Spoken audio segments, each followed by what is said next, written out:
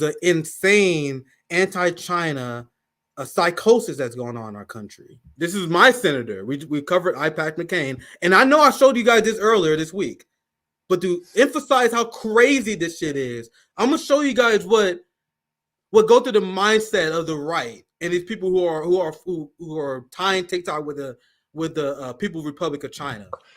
Of what nation are you a citizen? Singapore. Are you a citizen of any other nation? No, Senator. Have you ever applied for Chinese citizenship? Senator, I served my nation in Singapore. No, I did not. Do you have a Singaporean passport? Yes, and I served my military for two and a half years in Singapore. Do you have any other passports from any other nations? No, Senator.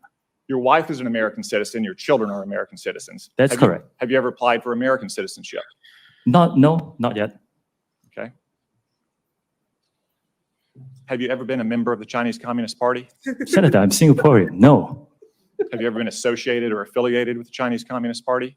No, Senator. Again, I'm Singaporean. Let me ask you some hopefully simple questions. You said earlier, in response to the question, that what happened at Tiananmen Square in June of 1989 was a massive protest. Did anything else happen in Tiananmen Square? Yes, I think it's well documented. There was a massacre. There was the indiscriminate slaughter of hundreds or thousands of Chinese citizens. What does this have to do with him? Yo, wait, what does this have to do with him? He's from Singapore. Children are American.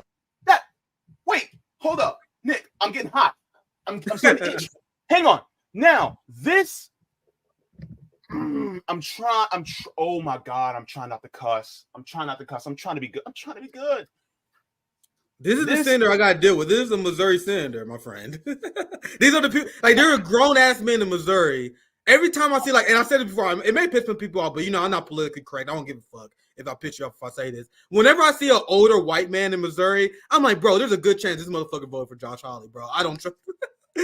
How can I be in community with motherfuckers who voted for this guy? You know what I mean? Nick, I see your Josh Hawley, and I'll raise you a Marco Rubio. Okay? Oh, Jesus Christ! Yeah, I know. We both got it bad. I'm sorry for you, and you sorry for me. And Dianne Feinstein, we hurting, bro. we're screwed. But my biggest issue with what Josh Hawley is saying is I think this time. Oh, sorry guys, I made a mistake. Sorry guys, I covered Josh Hawley before, so this 100% my fault. Good fact check. This Tom Cotton, not Josh Hawley. My bad. They all the same thing to me. Like when I say Tom Cotton and Josh Hawley, I literally get those people confused all the time. I get Tom Cotton and Josh Hawley confused all the time. So thank you for everyone who fact checked me. That's my bad. Go ahead, JB. But here's my thing. This is xenophobia at work, right? Because basically he's saying, well, you look Asian, so you must be Chinese. So I'm gonna lambaste you with all the horrible things that China has done and attribute it to you, even though you're not Chinese. Look, the CEO of TikTok could be from Vietnam. He could be from South Korea. He could be from Indonesia. Tom Cotton doesn't care, because as long as he looks Asian, he's going to attribute him to being, Mr. Chu, he's going to attribute him to being Chinese. That's like looking at a Puerto Rican and calling him Mexican. Like, can you not tell the difference? Like, what the hell, man? And so this is xenophobia, racism, as well as xenophobia, as well as this is basically, it's idiocy. I'm sorry. I tell you guys, this stream is all about this anti-China psychosis, right? You guys know I got to build to the main event. Joe Rogan is next. You guys know I got to build it up a little bit, right? We're not gonna go through this segment too long. Not gonna play that much of it because I don't have to, honestly. I honestly don't think I have to comment that much on this video. I want to show you guys the unhinged shit that's coming from our country right now regarding China. Mm-hmm. So anyway, I let it play. I feel like I debunked a lot of stuff you're gonna hear him say. I just want to show you guys it. Feel free to interrupt if you want to, JB. Party attacking the bill that forces ByteDance to sell its share of TikTok or face a ban in the U.S. China accusing the United States of, quote, bullying and claiming that the ban will backfire on the U.S. A Chinese Foreign Ministry spokesperson out with this statement this morning. How the U.S. handles the TikTok incident enables the world to see clearly whether U.S.'s so-called rules-based order serves the world or serves itself, according to the CC. So the only truth that is told throughout the entirety of this video is a quote from the Chinese Foreign Ministry. Isn't that interesting? Because what they're saying here is 100% true and exposes the United States. But let's continue. CP spokesperson. Joining me now is the Hudson Institute Senior Fellow, Atlas Organization founder, and the author of The Decisive Decade, Jonathan D.T. Ward, back with us. Jonathan, good to see you. What do you make of China's response to this TikTok ban bill? Well, look, they're rolling out all their sort of biggest spokespeople and that sort of thing. I mean, this stuff comes directly from the foreign ministry. They say this kind of bullying behavior cannot win in fair competition, which is completely absurd. I mean, you're talking about a country that has denied real access to any of our technology companies, any of our social media companies. I mean, all of that is widely known. But this is not about winning an intellectual argument with the Communist Party. This is about stopping an adversary operation. I find it funny that somebody like him would talk about how they don't allow necessarily them having access to U.S. technology, when in reality, and I think it was either Carl Jha or Danny Haifon that said that in China, you can use Twitter, you can use TikTok, you can use all these apps as long as you have a VPN, because China's like, we don't trust them because they're going to try to get your data and use it against you. And I'm going to show you guys why. They do against us. Sorry, JB, but I'm going to show you guys exactly why that China has the policy that they do. Americans bitch that China won't allow them to cyber hack them and do these psyops. And that's why China is very protective. That same way that DPRK, Cuba, and all these countries who are victims of U.S. imperialism, they're very protectionist. They protect their people against the United States influence that they know they will be used in a malicious manner. And trust me, I have a receipt that's going to prove my fact, but I want to wait until after this because once again, you guessed it, everything that we are saying is pure projection, my friends. So let's because what they're accusing China of doing with no evidence in the United States is what stuff that we are doing in China, which is confirmed. Hold that thought, and I'm going to let this video continue. In the United States. And I think we need to go back to what TikTok actually did last week and remind ourselves of what happened. They basically turned the app that's being used by 170 million Americans into a tool of direct political action. What users found when they logged in was something that said, speak up now before your government strips 170 million Americans of their constitutional right to free.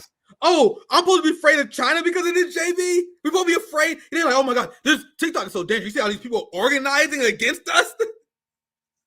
My jaw dropped to the floor when I heard this part of the segment. I think this is the exact second I decided I want to show this on RBN. This part right here, they're gonna show you guys exactly why they're afraid of TikTok. Here, he just openly admits, they're lobbying on TikTok. People are communicating on TikTok to stop us from suppressing their free speech. Let's continue here. I'm sure you're gonna have a lot to say. Let them finish this point. I'll pass it to you, JB. 170 million Americans of their constitutional right to free expression. I'm gonna go back to when you made that something that said, speak up now before your government strips 170 million Americans of their constitutional right to free expression. Then it had a call button where people could call their senators. So, I mean, clearly they think that they're untouchable. I mean, this is ByteDance, which is basically deeply tied to the Chinese surveillance state. And they're acting, I think, with impunity here. So it was a huge win for America yesterday to pass this bill in the House. I mean, finally, Maria, we're winning a battle here in this, just obscene sort of situation that we found ourselves in, where China is, I think, gaining on every front, and all we do is talk. I mean, we're finally winning something. So pushing this forward. And then I think the other side of it is the Communist Party, and I don't think this is that well known. One of their key Politburo members, Wang Huning, who I think we should pay more attention to, wrote a book early on in his life called America Against America. And he had traveled widely here, saw what he thought as the contradictions, the potential for divisions. The Russians think that way about us too. But there's an idea in Communist Party strategic thinking about using a country to fight a country. So this is what they want. They want us to be fighting each other, and they're accomplishing that. So I would also, the people that executed this. So America is divisive politically, not because of Fox News. You know, the channel that you're on, that Fox News is not the reason why Americans are fighting each other, JB. China is. Because there's a secret communist plan. And I guess we haven't read enough theory, JB, because I guess I missed this part. And correct me if I'm wrong, if you read some theory that I didn't read that show that there's a secret communist plot to make countries fight each other. You want to know whose plan that actually is? The United States. That's what the color revolutions are. That's what we did in South America. The Operation Condor. That's everything we have done. Everything that we have done to other countries, sowing division. So there would be mass uprisings. It's literally what they're projecting on China. It's insane. But JB, I know you like, nigga, I'm ready to go. So let's go. JB, go ahead. Feel free to chime in. Yeah, it's like LaWanda said, I'm ready to go. So was it a plot by the CCP? It's not the CCP. It's the Communist Party of China. It's CPC. These demented ding-dongs. Anyway, so was it a plot by them to sign NAFTA and ship our jobs overseas to China so that it currently enriches China so that they become now a almost nearly larger superpower economically than the United States? Was that a plot by China? Was it a plot by China, excuse me, for them to lift 800 million people out of abject poverty? Was that a plot against us in somehow, some way? Because I don't see anything like that. Was it China that caused us to have divisions through these media companies like MSNBC and Fox News and CNN? Was it their plot? Were they the ones doing it? You see, the thing is, like, everything that's considered bad, it's like, oh my God, it's the Chinese from the conservative side, or oh my God, it's the Russians on the liberal side. Yes. When in reality, baby, the calls coming from inside the house. Yes.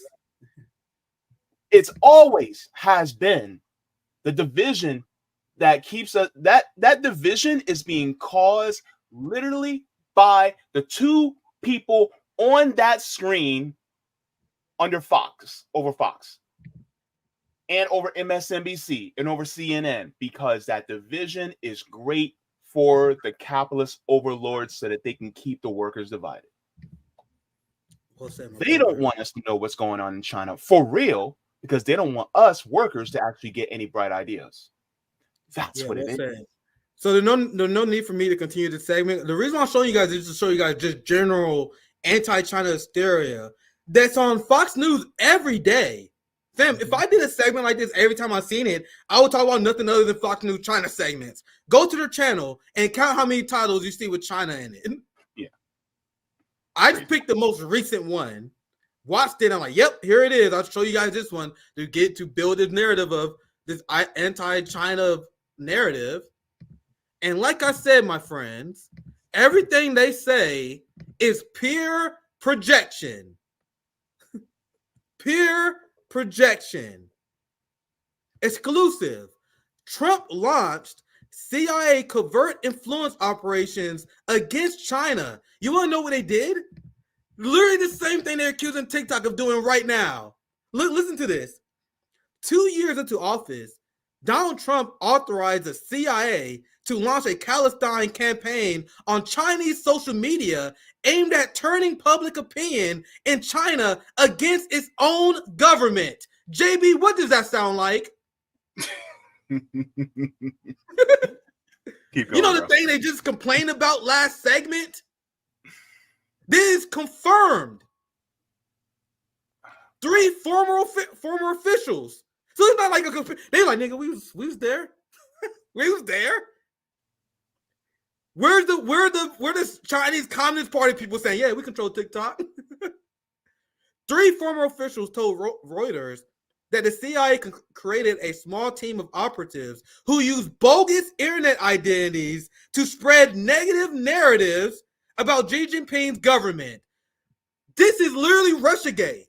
This is literally TikTok gate. Everything they are telling us about what's happening that the Chinese Communist Party is using against us, that is what they're doing to us, to them.